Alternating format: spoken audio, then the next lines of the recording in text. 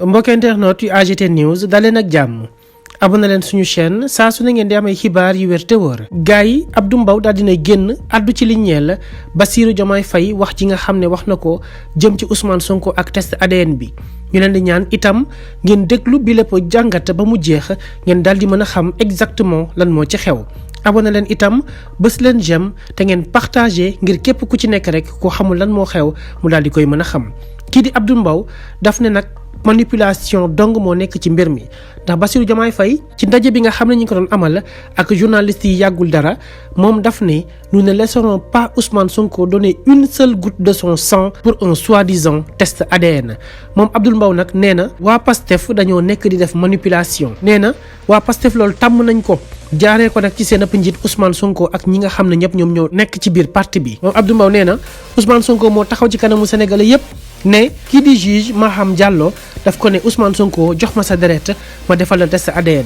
nee na demeewul noonu daf ne kii di Ousmane Sonko est-ce que vous pouvez vous soumettre à un test ADN loolee la ko waxu ko benn yoon jox ma sa deret te ba noppi itam moom Abdou Mbow mu ne kii di Ousmane Sonko moom soxlawuñu deretam kese pour mën a def li nga xam ne moo di test ADN ndax mën nañ koo defee sax karawam wala ñu defee ko leneen loo xam ne dafa nekk ci moom waaye pourquoi mu bëgg acharné wu ci lu jëm ci wàllum deretam moo waral ñu ne nañu def bi lépp jàngat ndax ki nga xam ne àdduna ci mbir mi du n'importe qui Abdou Mbow la ñëpp xam nañ ko nekk ci biir APR bokk ci ñi nga xam ne ñi gën a jege Macky Sall lañ bokk itam ci ñi nga xam ne ci xeexkatu Macky Sall yi lañ saa yi su benn coup duggee rek ñoom ñooy génnaat pour mën koo delloo waaye nag dina fi fekk ay coup yu bëree bëri ndax am na yu koy xaar yoo xam ne ñi ngi ñëw ñi ngi leen di ñaan ngeen teewlu bi lépp jàngat Abdou Mbow moom xam na xel ne lu jëm ci wàllum dossier bi nga xam ne moo ñeel Sonko ak Adji Sarr bëri na ci lu mu ci mën a wax xam ne itam li nga xam ne moo ñeel bi lépp conférence de presse leaderu Pastef fi daal di koy def lan moo ko waral waaw mais Abdou Mbow pourquoi waxul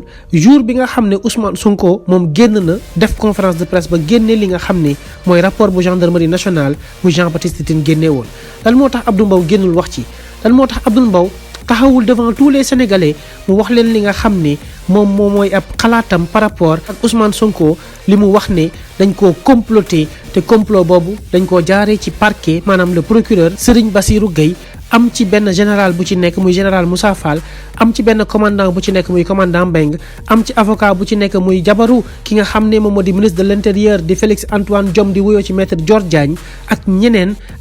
ñun ci lim ba nga xamee ne tey jii loolee lépp Ousmane Sonko wax na ko dégguñu benn yoon Abdou Mbow daal di ci addu kon pourquoi parler d'un test ADN pourquoi s'acharner à vouloir que Ousmane Sonko def lu jëm ci test ADN waa mbir mi lan moo ci ne qu'est-ce que les Sénégalais ont raté qu'est-ce qu'on n'a pas compris qu'est-ce qu'ils ne nous ont pas dit kon am na lu xew gars yi loo xam ne xamuñu ko am na lu ñuy wàcc itam loo xam ne jaaxal na Sénégalais yépp nañ ko édifier leeral ko Sénégalais yi moo gën ñu nekk di jéem a xool naka la ñuy def saa su ne ngir teg ay digg sërëx yoo xam ne Ousmane Sonko lañ ciy kàmbal ngir mu dugg ci ça ne passera pas nañu bàyyi doxalin gi nga xam ne am nañ ko ci réew mi te ñu jéem a xool naka la ñuy def ba suñu ay institution ñu gën leen a may doole naka la ñuy def ba suñu ay institution ñu daldi leen respecter loolee moom mooy mbir mi waaye nag saa su nekk ñuy gis ay nit ñoo xam ne ñoom ñoo waroon défendre suñu am réew ñoom ñoo ñu waroon teg sur les rails ñoom ñoo nekk ci mbir yoo xam ne dañ leen di xeeb saa su ne ndax buñ demee ba ci ab procureur di def lu jëm ci wàllum complot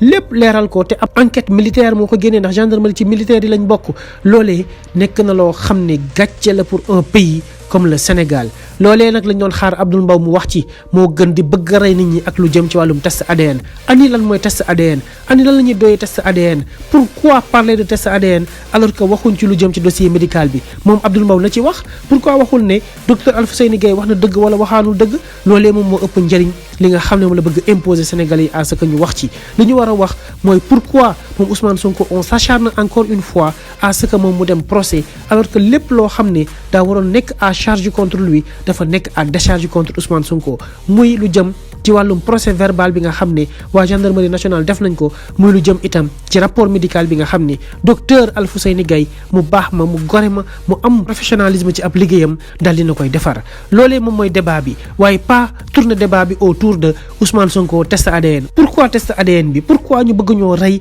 ak test ADN war nañ koo wax Sénégalais yi ñu xam exactement ce qui se passe laata loolu abonné leen nag suñu ab chaîne ngir saa su nekk ñu leen defal ay jàngat di leen dégtal ay xibaar saa su nekk xibaar yu wér te wóor waaye saa su nekk actualité politique du Sénégal duñ ci raté lenn dinañ ko def ay jàngat di leen ko dégtal ngir ñuy mën a xam lan mooy xew ci réew mi ak itam yan solution lañ ci war a mën a jël adapté ko ñun population bi ngir mën a génn ci jafe-jafe yi nga xam ne saa su ne ñu ngi ciy dund. kon ñu joxante dig daje du yàgg dara laata loolu abonné leen suñu chaîne partagé te aimé vidéo yi bu ko defee saa su nekk xibaar yu wér te wóor ñu leen koy dégtal.